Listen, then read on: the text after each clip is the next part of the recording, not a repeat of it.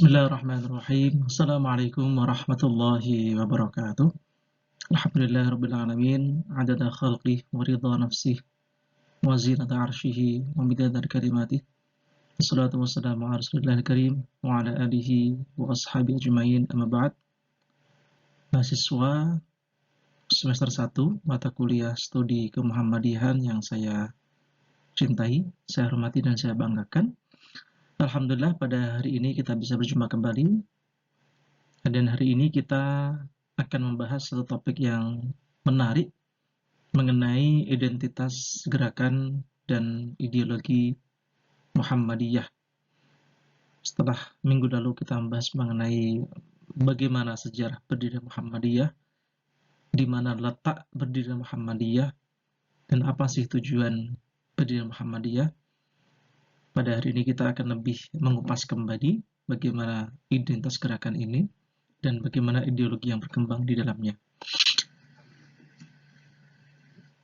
Pertama kali kita akan mengupas dan membahas apa itu identitas. Identitas menurut Henry Cavill dan John Turner pada tahun 1979 itu terdiri dari 5 aspek. Ya. Yang pertama ada identitas seksual, ada identitas gender, ada pribadi, kemudian ada agama, dan nasional. Kalau kita melihat dari Kamus Bahasa Indonesia, identitas didefinisikan sebagai ciri-ciri ya, atau keadaan khusus dari seseorang. Dalam bahasa lain bisa disebut dengan jati diri. Identitas adalah bagian dari konsep diri seorang yang berasal dari pengetahuan mereka tentang keanggotaan dalam suatu kelompok sosial bersamaan dengan signifikansi nilai dan emosional dari keanggotaan tersebut. Dan ada 2 sifat yang melekat pada anggota dari kelompok ini. Yang pertama adalah sosial, yang kedua adalah kultural. Nah, yang pertama adalah pandangan tentang bagaimana seharusnya menjadi seorang adalah pertanyaan kultural. Sebagai contoh, individualisme adalah ciri khas masyarakat modern. Jadi kalau kita melihat di kota-kota besar, ya di seluruh dunia, sangat jarang kita jumpai ada keterikatan emosional antara satu individu dengan individu lain. Mereka cenderung mengakukan, yang penting saya tidak kenapa-kenapa, terserah orang lain. Ini adalah salah satu sifat ciri dari individualisme. Ya, yang kedua adalah sumber daya yang bentuk materi bagi proyek identitas, yaitu bahasa dan praktik kultural yang berkarakter sosial. Nah, kalau kita melihat masyarakat di dunia ini, mungkin wilayah Asia menjadi salah satu wilayah yang memiliki karakter sosial yang cukup tinggi dibanding dengan negara-negara maju lainnya di dunia ini. Nah, karakter sosial ini terbentuk dari apa? Dari saling berkomunikasinya antara satu individu dengan individu lain, sehingga kemudian tercipta satu pemahaman, satu ide, satu sifat, ya, satu kepribadian. Yang dari sifat-sifat itu kemudian, dari sikap itu kemudian akan muncul pembahasan yang lebih menarik, yaitu bagaimana untuk mewujudkan konsep yang lebih baik untuk kehidupan ke depan. Ya, itu masyarakat sosial. Nah, dari 5 jenis identitas ini, Muhammadiyah masuk di ranah 3, 4, dan 5. Ya. Pribadi, kemudian agama, kemudian nasional. Nah, dalam anggaran dasar Muhammadiyah pasal 1 ayat 1 tentang nama dan identitas dinyatakan bahwa persyarikatan ini bernama Muhammadiyah dengan identitas sebagai gerakan Islam dan dakwah amar ma'ruf nahi munkar, berakidah Islam, dan bersumber pada Al-Quran dan As-Sunnah. Muhammadiyah juga memiliki 3 identitas lain yang terkait dengan watak, perilaku, dan pemikiran. Yang pertama adalah sebagai gerakan Islam, sebagai gerakan dakwah, dan sebagai gerakan tajdid atau pembaruan. Nah, dari 3 identitas itu kemudian Muhammadiyah mendasarkan diri pada 5 prinsip dasar gerak persyarikatan. Yang pertama adalah prinsip tauhid. Jelas, ini merupakan prinsip yang paling urgent sebagai akar, sebagai fondasi yang akan membentuk prinsip-prinsip di atasnya. Ya, kalau kita menganutkan sebagai satu pohon yang sangat besar itu ya akarnya harus kuat ya supaya bisa menopang tinggi besarnya pohon dan buah-buah yang ada di atasnya.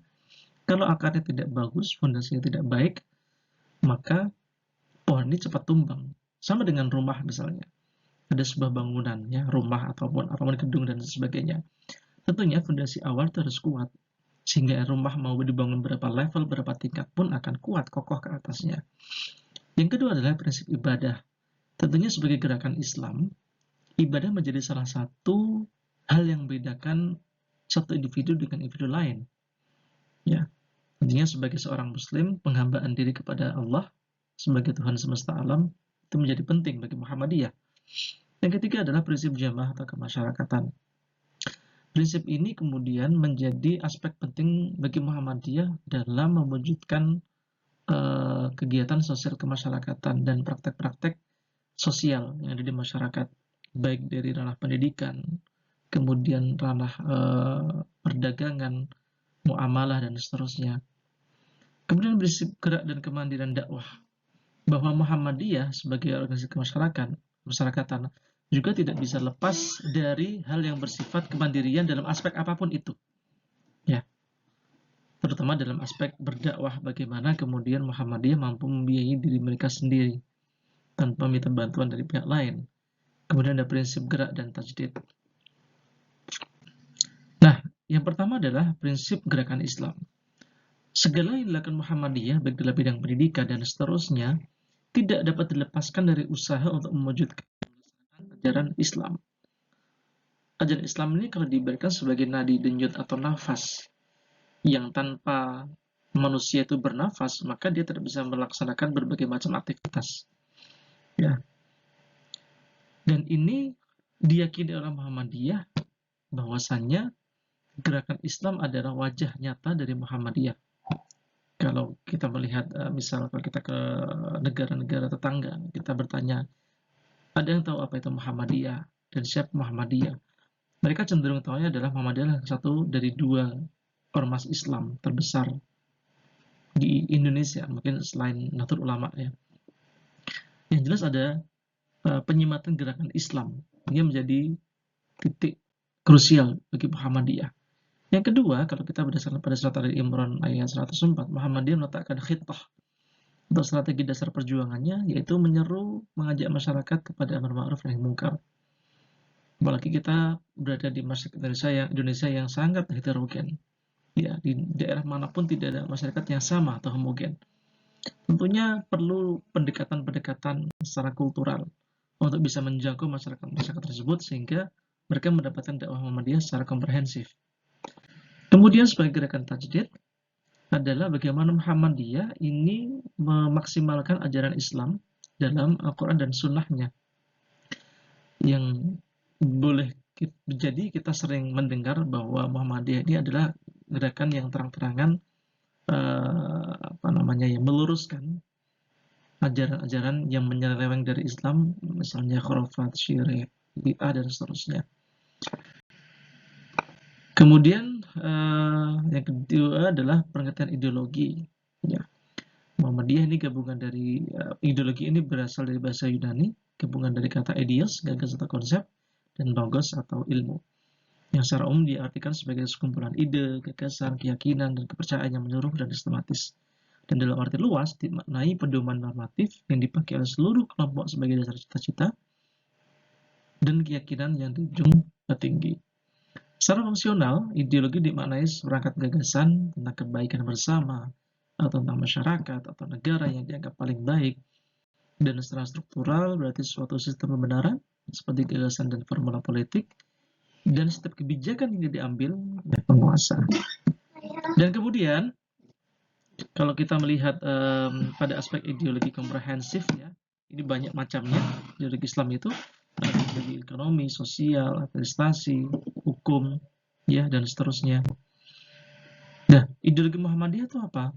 Dalam Muhammadiyah, ideologi dapat dipahami sebagai sistem paham atau keyakinan dan teori perjuangan untuk mengimplementasikan ajaran Islam dalam kehidupan gerakan sosial keagamaan. Karena rujukan dasarnya adalah Islam, maka dari Muhammadiyah tidak akan bersifat dogmatik dan eksklusif serta takut buta, tapi memiliki watak yang terbuka. Kita bisa melihat dalam surat Ali Imran ayat 104, A'udzubillahi minasyaitonirrajim, wal takum minkum ummati yad'una ila khairi wa ya'muruna bil ma'rufi wa yanhauna 'anil munkar wa ulaika humul muflihun. Dan hendaklah ada di antara kamu sekalian segolongan umat yang menyeru kepada kebajikan, menyeru kepada amar ma'ruf dan mencegah munkar, dan mereka lah orang yang beruntung. Sekian dari saya, terima kasih. Kita bertemu di episode selanjutnya. Assalamualaikum warahmatullahi wabarakatuh.